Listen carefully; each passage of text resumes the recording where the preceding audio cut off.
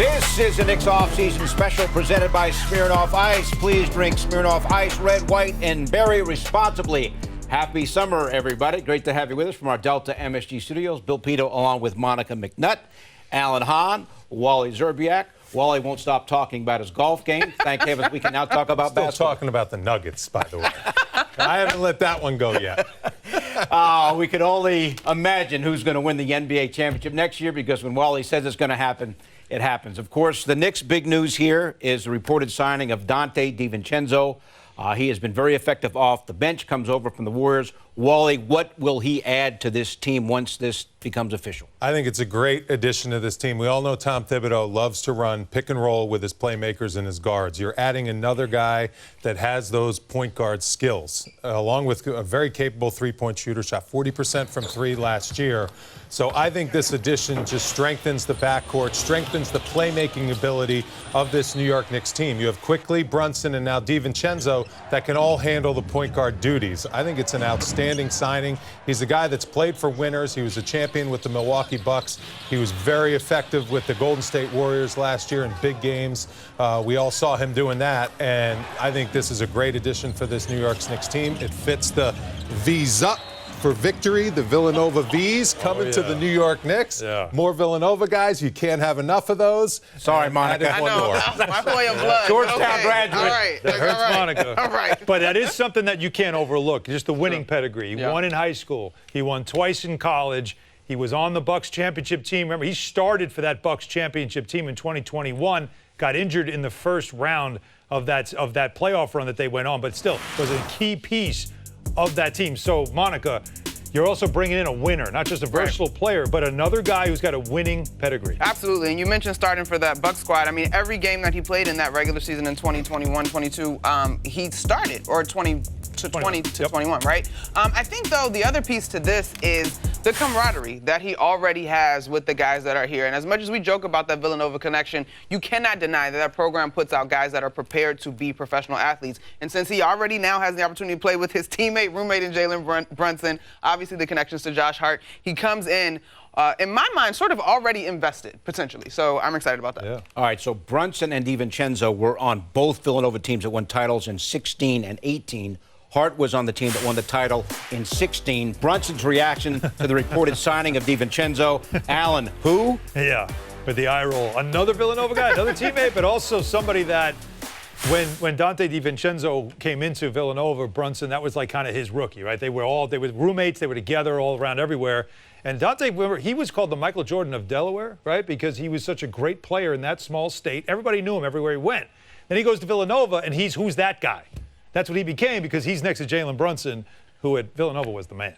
No, it's interesting. DiVincenzo has never started anywhere, not even at Villanova, when he was the player of the tournament when they won the championship in 2018. He went off in the final. When you talk about Hart, Brunson, and DiVincenzo, it was DiVincenzo who was the top pick in terms of the draft. He went 17th overall in 2018. Remember, Brunson in that draft went in the second round. All right, so Hart makes this reported signing possible, Monica, because he opts in to the last year of his contract.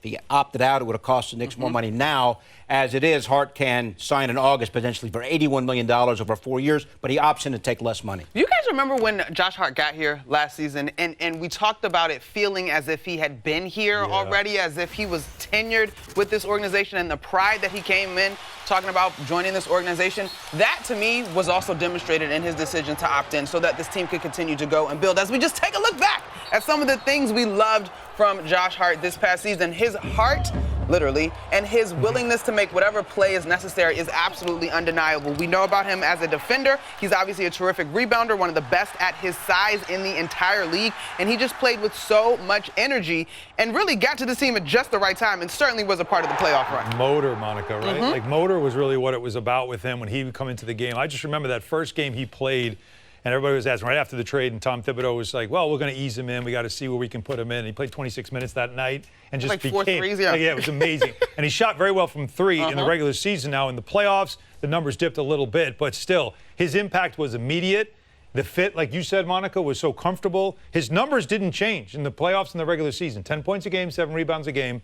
Very effective, multifaceted player. And it just goes to show the Knicks' mindset is Jalen Brunson is the cornerstone of this franchise, and they are surrounding him with the pieces that's going to maximize him as a player, and also he's going to maximize his teammates as a player. His transformation of this team and this organization since he's gotten here has been outstanding. The piece coming, Josh Hart, outstanding, and I think the DiVincenzo piece is going to be almost just as good and very effective. Very interesting to see, again, the Hart contractual scenario. Again, in August, he's eligible for $81 million over 4 years. That's after he opted in to this last year at 12.9. And that opt-in was critical because it helped the Knicks. It actually helped the Knicks with the ability to make the move that potentially can get DiVincenzo here. All right, we're going to talk about Obi Toppin on our next break, but let's look hypothetically at the second unit now. DiVincenzo, Quickly, Hart, Hartenstein. What do we think? Barrett probably staying in with as the starters. I think it's going to be an exciting unit. That unit was really effective with Barrett and Quickly running pick and rolls, making plays, making things happen. It was electric with Obi Toppin running the break. Dante DiVincenzo, you add him to that mix, you have another shooter, another playmaker, and we know Tom Thibodeau loves guys that can make things happen off the dribble. And now you have a lot of guys in that second unit that can put the ball on the floor, break down the defense, spray it out to the shooters, and guys that can knock down shots. That unit is going to be very effective, and we saw how much that helped the Knicks, especially in the playoffs and down the stretch, really make an effective ending to the season. It's a small thing, but you know what? Quickly, DiVincenzo and Hart all do well as guards? Rebound. And that's a big thing for Tom Thibodeau as well, because get the rebound and go. You don't have to look for an outlet. You don't have to make a pass. You get it and go. And so having those three guys out there with that ability is critical. Not only that, but I wonder if that unit can get back to a little bit more of Isaiah Hartenstein as a facilitator, just a bit. That was something that we saw that he could do when he was in L.A. He kind of had to curtail it a little bit to fit last year. But if that group is rebounding, relocating, as DiVincenzo clearly did in Golden State, like that's the kind of thing where you get a little bit more a facilitator version of Isaiah Hartenstein. All right, so DiVincenzo reportedly on his way to the Knicks. When we come back, we know about what's up with Miles McBride and reported new destinations for Obi Toppin and Derrick Rose. Easy, summertime, it's vacation. Back with more.